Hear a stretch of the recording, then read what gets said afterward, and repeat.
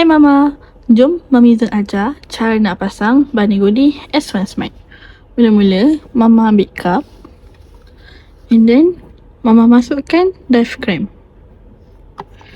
Mama tekan betul-betul sampai dia betul-betul rapat.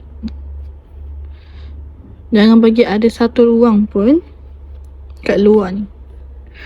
Kemudian kita boleh pasangkan valve. Ini cara yang betul untuk pasang.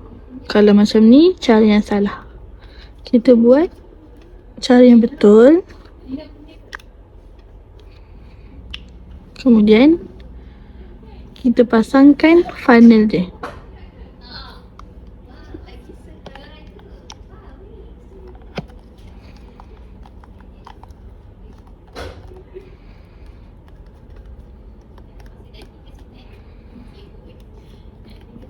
Cara untuk Mama tahu yang funnel ni betul-betul dah rapat ialah Mama menghadap ke arah cup.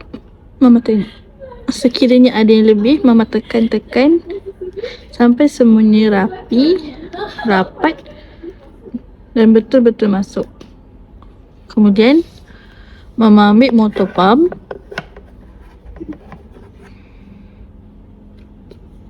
dan Mama slidekan dia ke bawah.